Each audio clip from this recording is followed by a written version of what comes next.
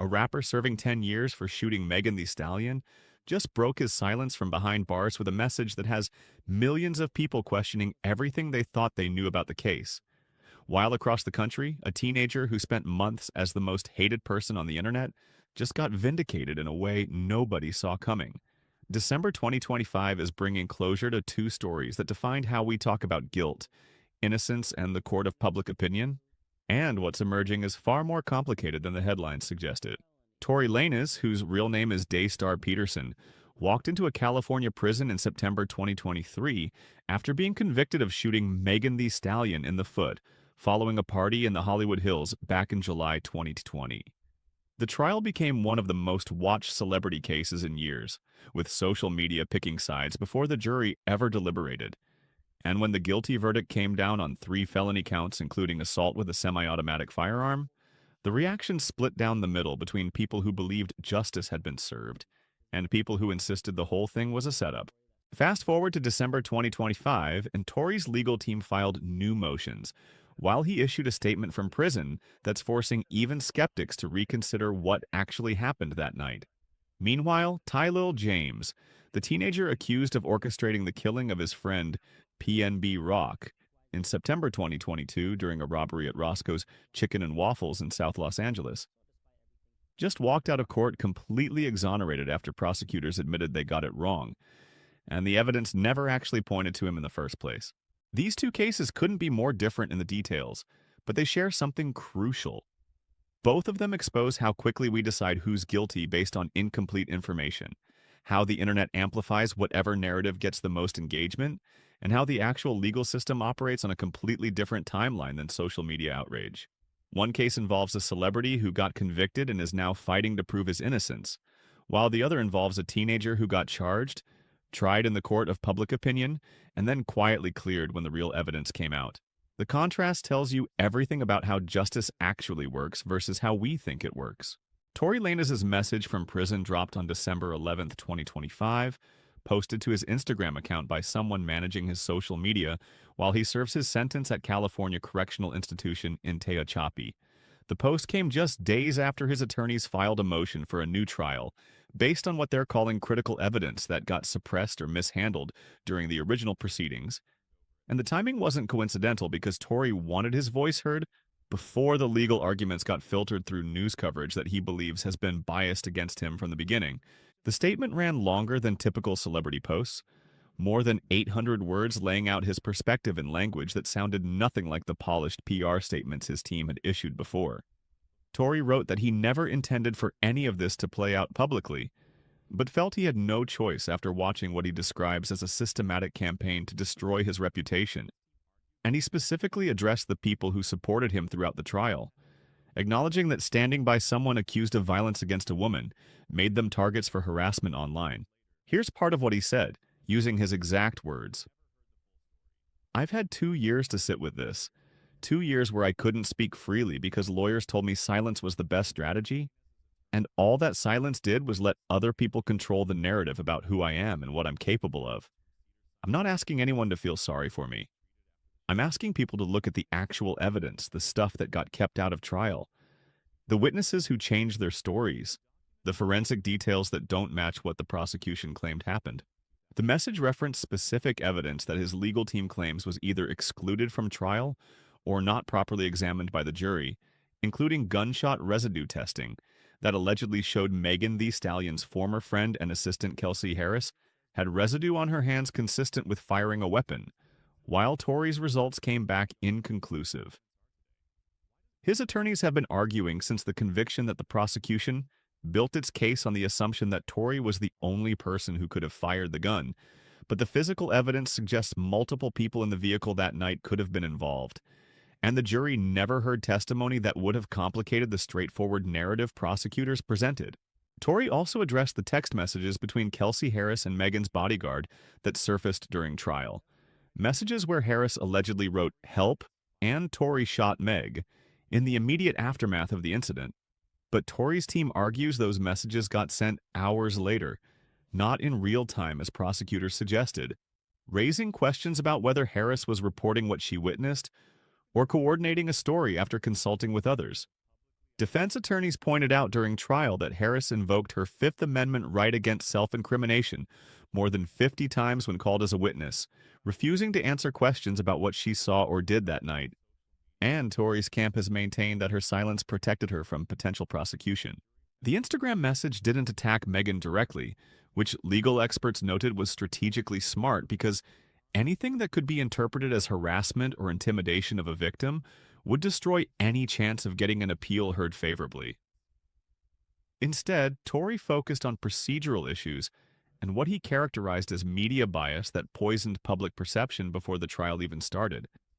And he specifically called out how the phrase, "Tory Lanez shot Megan Thee Stallion," got repeated as established fact in headlines, when the question of who pulled the trigger was supposedly what the trial was meant to determine. One section of the message dealt with his family and his son, who was born shortly before the trial began. And Tory wrote about missing milestones and trying to be present as a father through prison phone calls and letters, while knowing his son is growing up with the internet, telling him his dad is a violent criminal. That personal dimension shifted the tone from legal argument to human appeal, and reactions online split immediately between people who found it manipulative and people who felt genuine sympathy for someone they believe got railroaded by a justice system that needed a conviction after the case became so high profile. The motion for a new trial his attorneys filed relies heavily on claims that the prosecution withheld exculpatory evidence, and that Tory's original trial attorney George McDezian provided ineffective assistance by not pursuing certain lines of questioning or calling witnesses who could have supported the defense theory that someone other than Tory fired the shots. California law sets a high bar for overturning convictions based on ineffective assistance claims, requiring defendants to prove both that their attorney's performance fell below professional standards and that the deficient performance actually prejudiced the outcome, meaning there's a reasonable probability the result would have been different with competent representation. Legal analysts who've reviewed the motion told reporters that proving ineffective assistance is notoriously difficult because courts give wide latitude to trial strategy decisions, and what looks like a mistake in hindsight might have been a calculated gamble at the time.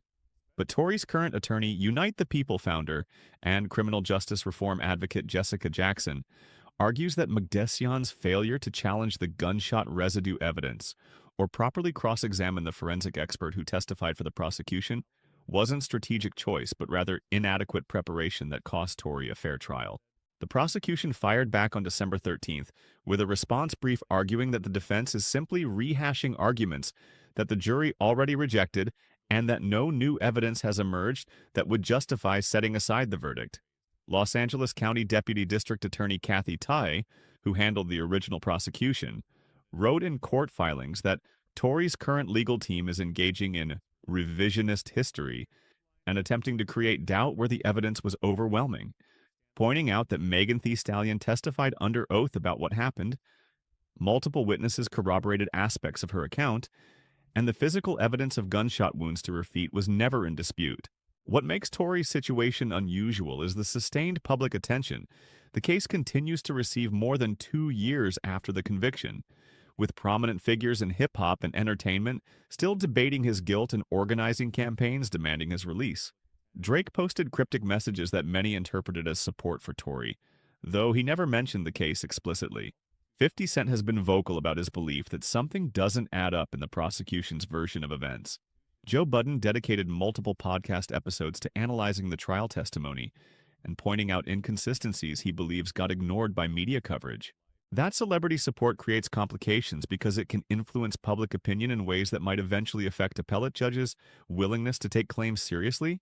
But it also risks turning the legal process into entertainment spectacle where the actual evidence matters less than who has the most influential allies. Megan Thee Stallion hasn't responded to Tory's recent statement, and her representatives have consistently maintained that she told the truth about what happened that night, and that she endured a traumatic assault followed by years of harassment and disbelief from people who decided she was lying before the trial even happened. The next hearing on Tory's motion for a new trial is scheduled for February 2026, meaning he'll spend at least 2 more months in prison before a judge even decides whether his arguments have enough merit to warrant further examination. If the motion gets denied, his attorneys can appeal that decision, but that process could take another year or more, And even if they eventually win an appeal, the result would likely be a new trial rather than immediate release, meaning Tory could serve significant additional time before seeing freedom, even if he ultimately gets exonerated. Tylo James's story follows a completely different trajectory, but arrives at a moment that mirrors the questions Tory's case raises about how we determine guilt and who deserves the presumption of innocence.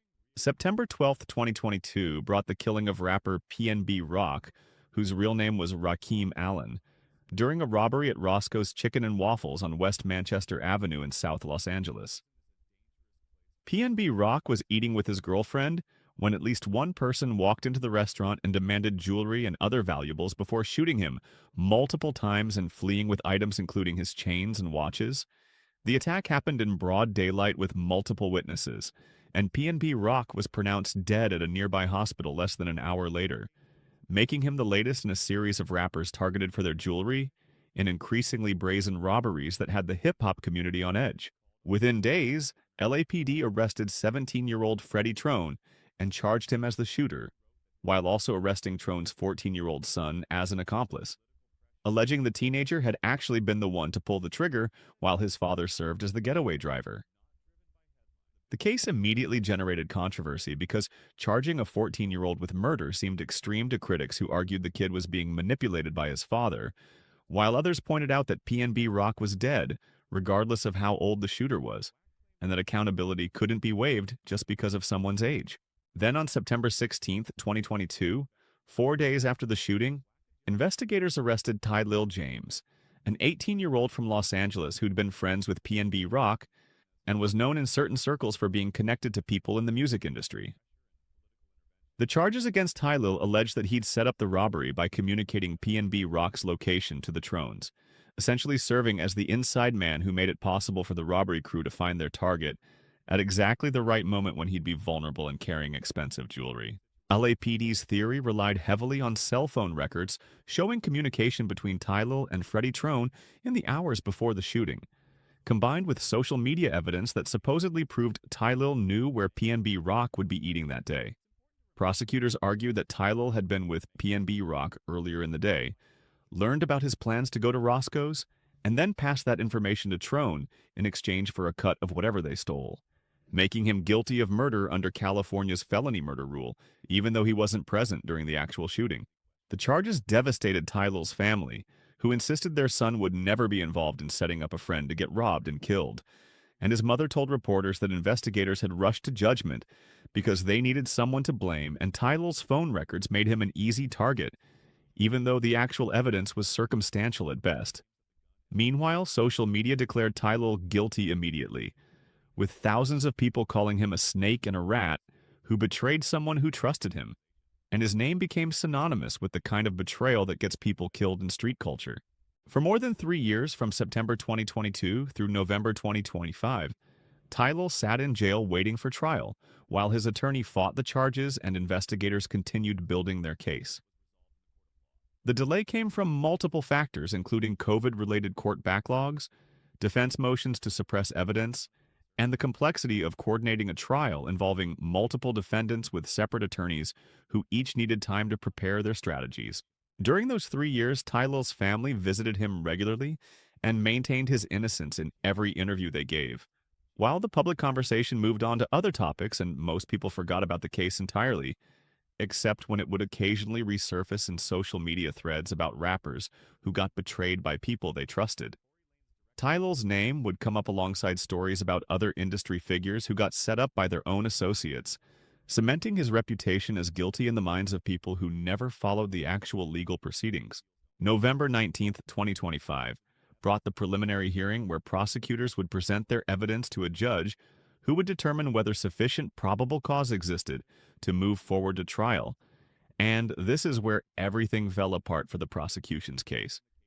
Over 3 days of testimony, the evidence that looked so compelling in the arrest warrant started crumbling under scrutiny, and defense attorney Winston McKesson systematically dismantled the theory that Tylo had acted as the inside man who set up the robbery. The cell phone records that supposedly proved communication between Tylo and Freddie Trone turned out to show phone calls that happened after the shooting, not before, meaning Trone had called Tylo following the murder, But there was no evidence Tylo had called Trone beforehand to give him PNB Rock's location. That distinction was critical because the prosecution's entire case depended on proving Tylo initiated contact and provided information. But the records showed exactly the opposite sequence of events.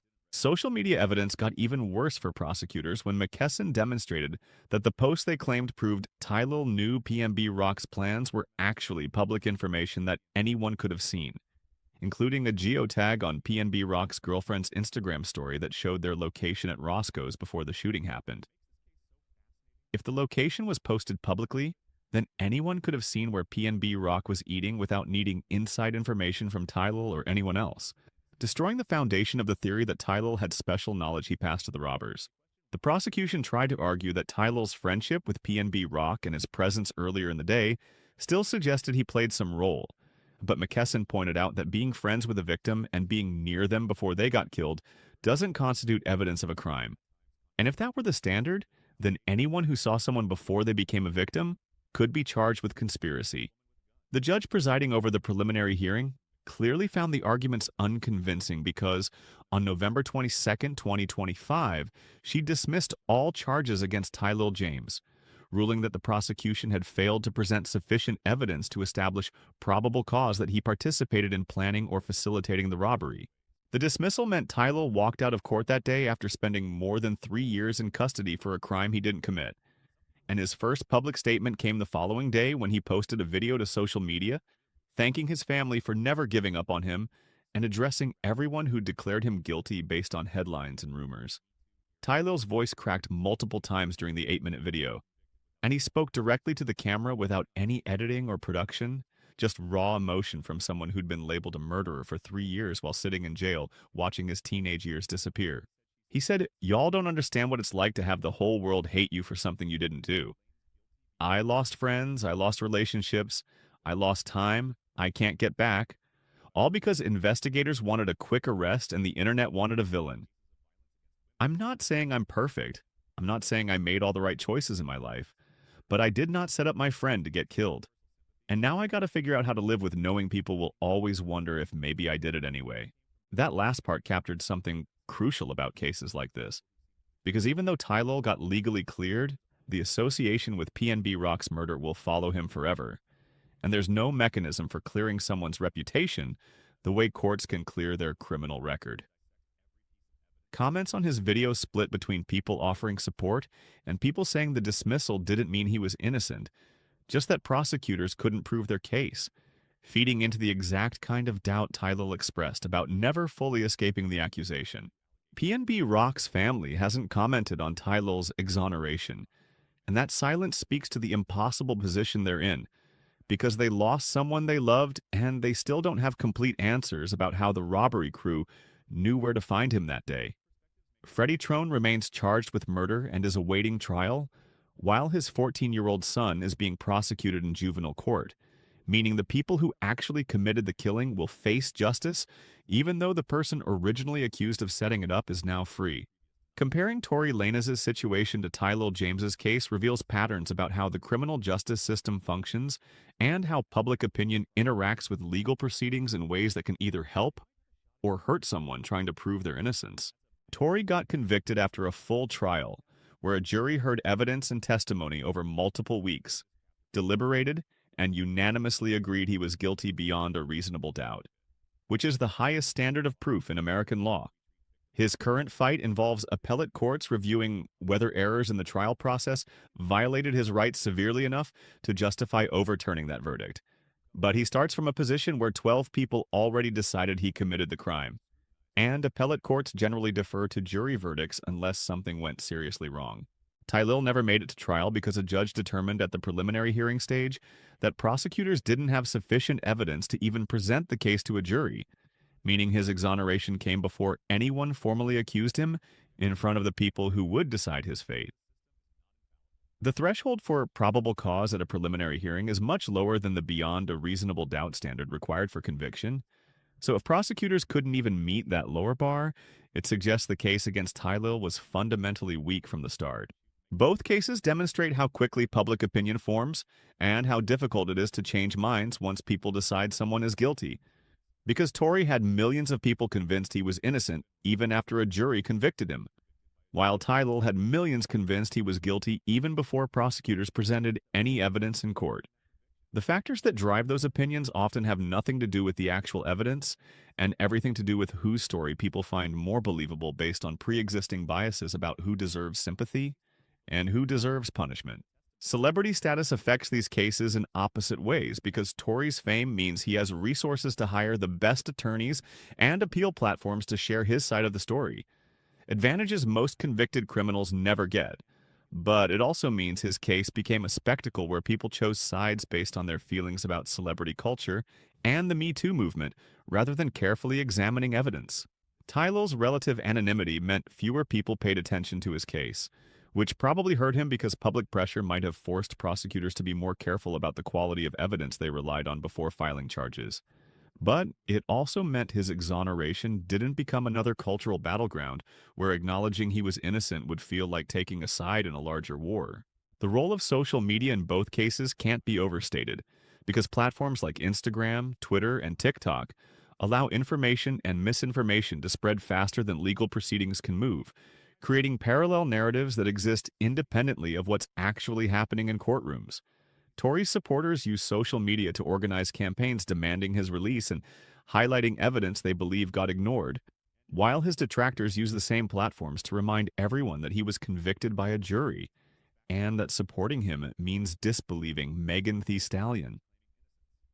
Tylo's story got decided on social media the day he was arrested, with people who never examined the evidence declaring him guilty based on the simple fact that he got charged.